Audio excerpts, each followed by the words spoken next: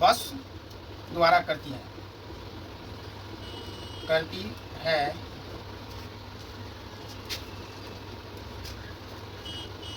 या द्वारा करे तो 10 मिनट अधिक लगता है 10 मिनट अधिक समय लगता है तो रेलगाड़ी तथा बस की चाल ज्ञात करें।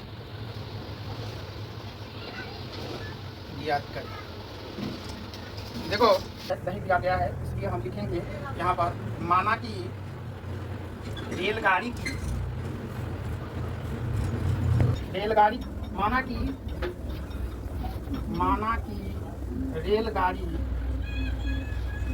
की चाल x किलोमीटर प्रति घंटा है तथा की चाल बराबर नहीं लिखना, y किलोमीटर प्रति घंटा। कुल दूरी कितना है? तो कुल दूरी 300 है। तो जब 60 किलोमीटर पर हम स्थिति में 60 किलोमीटर जो है जब रेलगाड़ी से करता है तो 240 किलोमीटर बस से करेगी। तो लिखना है हमको चाल बराबर, सूत्र क्या होता है? चाल बराबर होता है दूरी बटे समय, यही होता है। और समय दिया हुआ है तो हम जो है समय बराबर अगर लिखेंगे, समय दिया हुआ है तो समय बराबर होता है हमको दूरी बटे चाल बटे टी बटे चाल। फर्स्ट टाइम जो है T1 जो है उनको लिया है तो बस से जो है 60 किलोमीटर लिया है ना, रेलगाड़ी से। तो 60 बटे उसका चाल क्या है रेलगाड़ी का? y का मान x मानेगा ना, तो x और प्लस शेष बचता है 240 बटे y बराबर टाइम कितना होता है? तो 4 घंटा। समीकरण 1। अब दूसरी स्थिति देखो में बस से ट्रेन से जो है 100 किलोमीटर, तो 100 किलोमीटर 100 बटे x प्लस बचता है कितना? 200 किलोमीटर बटे y बराबर तब टाइम 10 बटे 7। इसको काटते हैं तो ये हो जाता है 4 गुना 1 बटे 6, समीकरण 2। अब जो है हम लिखेंगे समीकरण,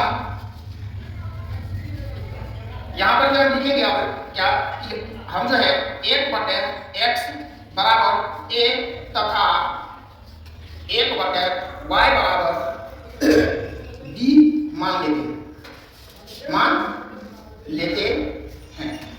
तब हमारा समीकरण हो जाता है क्या? तो इसमें अगर 1 बटे x 60 गुना 1 बटे x होगा ना, 1 बटे x की जगह अगर a लेंगे तो ये 60 के हो जाएगा। तो इसको हम सीधा यहाँ पर यहाँ से लिखते हैं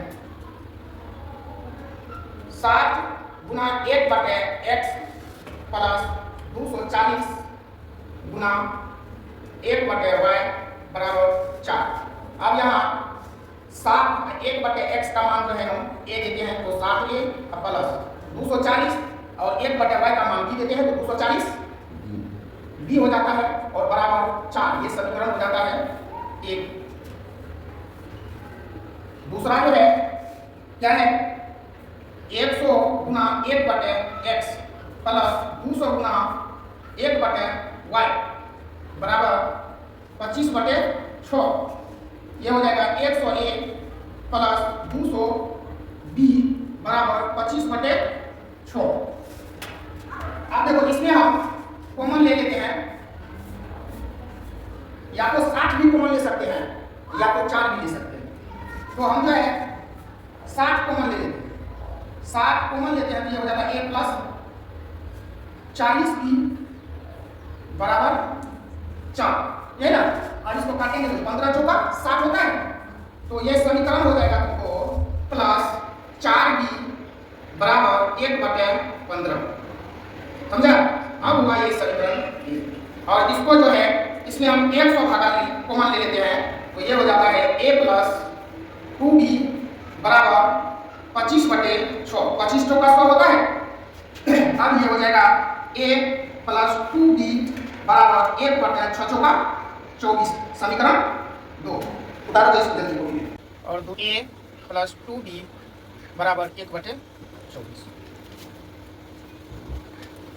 इसमें a वाला दोनों में समान है, लिखेंगे समीकरण 1 में से 2 को घटाने पर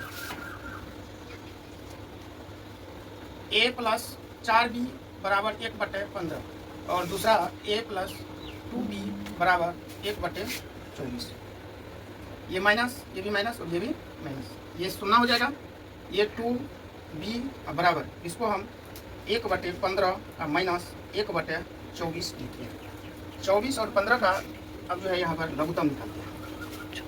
2b बराबर 24, 15 का लघुत्तम कितना हो जाएगा? माइनस 24, 5 है 120, यहाँ 5 हो जाएगा। अब 2b बराबर 3/120, ये गुना में है, इधर आएगा तो भागा में, इसको काटेंगे भी, ये हो जाएगा 1/40।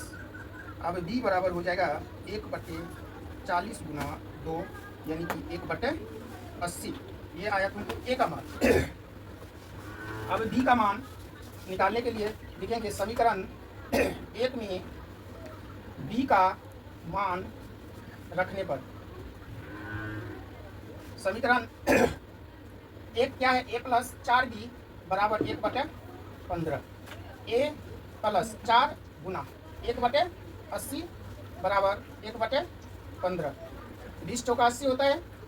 a plus 1/20 equal to 1/50। ये प्लस में इधर है, उधर माइनस। ये a बराबर 1/15 माइनस 1/20। ये दोनों का एलसीएम निकालते हैं तो कितना होता है? 60 जी। ये हो जाएगा 4 माइनस 3 यानी कि a बराबर हो जाएगा 1/60। अब जो है फिर हम यहाँ पर चलेंगे कि 1/x के बराबर रखे थे हम a, है ना जी। और 1/y के बराबर रखे थे b। अब जो है 1/x बराबर 1/60 और 1/y बराबर 1/80। कोना कोनी गुना करेंगे, x का मान आया 60 और y का मान आया 80। बता